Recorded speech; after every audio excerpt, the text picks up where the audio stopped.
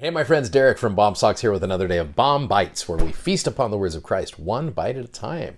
As I'm studying about the children of Israel this week, and I'm seeing that I am probably more like them than I want to admit. I think we all do. One of the things I've noticed is that the children of Israel equals short-term memory loss, because it seems like all of a sudden it's like the Lord is taking care of them. Like, yes, this is awesome. God is good. And then all of a sudden they start complaining. And then God takes care of them. And like, yes, God is good. And then all of a sudden they're like complaining, and there's this ending cycle of just murmuring and complaining. You go to chapter 17 verse 1, and it says, and all the congregation of the children of Israel journeyed from the wilderness of Sin after their journeys according to the commandments of the Lord, pitched their tents in Rephidim, and there was no water for the people to drink. Now you think that the people would be like, awesome, God's taken care of us before, he's going to do it again, God is good. Verse 2, wherefore the people did chide with Moses. Chide means they complained to or started fighting with him, and said, give us water that we may drink. And Moses said unto them, why chide ye with me? Wherefore do ye tempt the Lord? Or the footnote says, why do you put the Lord to the test right here? It's like, look, he's done this before. The Lord shouldn't have to be put to test here. It's not God being tested. This is us being tested. And the people thirsted there for water, and the people murmured against Moses and said, wherefore is this that thou hast brought us up out of Egypt to kill us and our children and our cattle with thirst? Moses, I think, exercised some incredible restraint.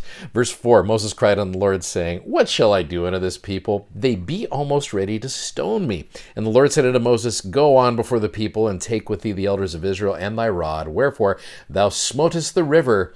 Take in thine hand and go. Behold, I will stand before thee upon the rock of Horeb. Thou shalt smite the rock, and there shall come water out of it, that the people may drink. And Moses did so in the sight of the elders of Israel. And he called the name of the place Massah or Meribah, because the chiding of the children of Israel, because they tempted the Lord, saying, is the Lord among us or not?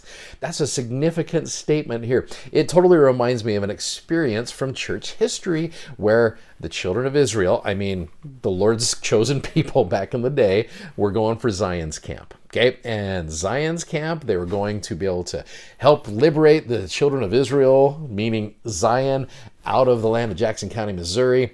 And during the way, they had struggles. Here's an example of it.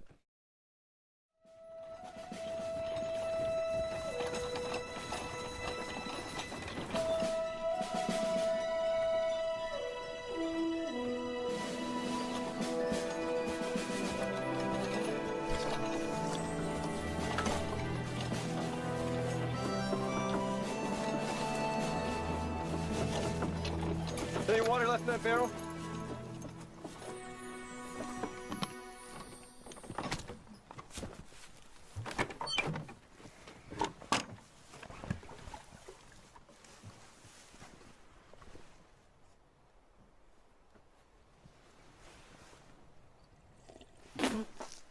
Bad poison. And we have no more fresh water. Did you hear that? There's no more water. No more fresh water!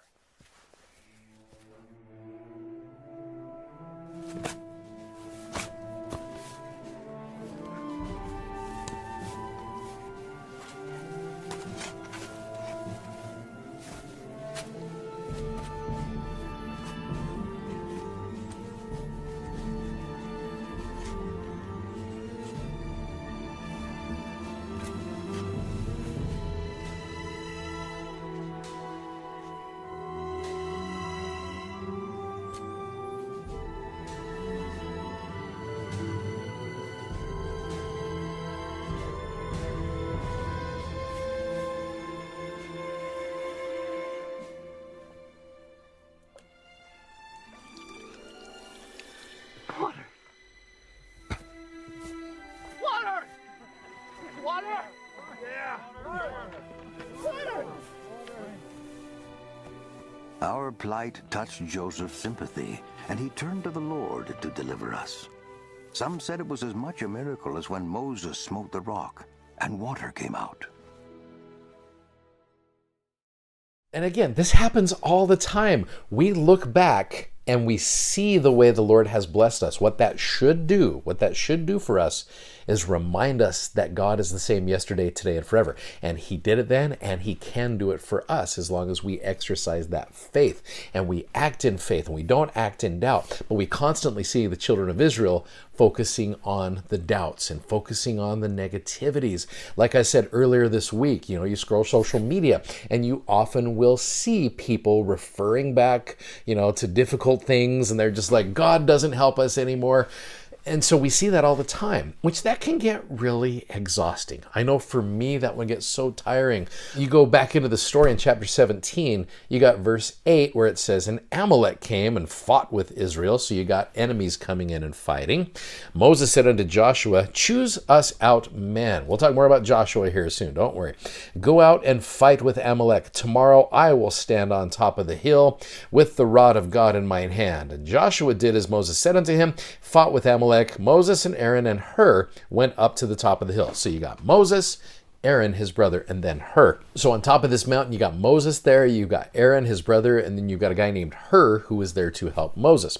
And it came to pass that when Moses held up his hand, Israel prevailed. When he let down his hand, Amalek prevailed.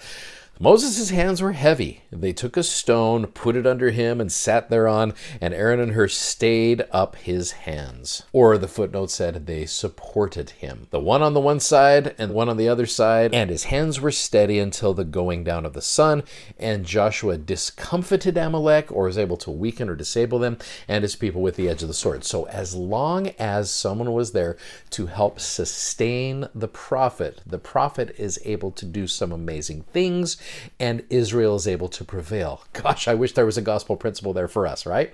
It's interesting when you talk about sustaining the prophet. I mentioned this in a previous episode last year when we were talking about section 26 of the Doctrine and Covenants, which talks about common consent. That sustain pedal on a piano is fantastic, because if you're going to sit there and just hold a note the entire time, it's going to get exhausting. You're just going to be like, okay, I'm still holding this note. It's very difficult. And so that sustain pedal allows you, when you are tired, to be able to do things that you need to be able to do. So it's not so exhausting playing the piano the entire time. The sustain pedal allows you to back off a little bit when things get difficult. So this last weekend during conference, we got an opportunity to sustain the prophet, to support, to uphold, to be able to say that we are willing to do what he would have us do. And oftentimes that is very difficult to do. When the prophet asks us to do something that might be difficult, we remember that opportunity to sustain. And I remember that I sustain a prophet, and it enables me to be able to function. And so I love the whole idea of sustaining. And it really is a powerful thing. If you've ever been sustained to a calling, and someone says, so-and-so has been called to this, please show by the uplifted hand if you're willing to sustain them. And all of a sudden you see every hand go up. That's encouraging and that's empowering to be able to do that, to know that you're able to do that by the sustaining hand of the people. And so I love this message, how one of the ways to get the children of Israel to stop murmuring is to remember to sustain. And if you've sustained, remember that. That's going to help you so you don't murmur as much when things get difficult. Thanks for watching. Thanks for subscribing. And thanks for sharing these messages. We love that you do that. And thanks so much for checking out our amazingly comfortable gospel-themed socks. If you haven't already, go check them out at BOM-BITES.com. You guys are awesome. Godspeed, and we'll see you next week. Bye-bye.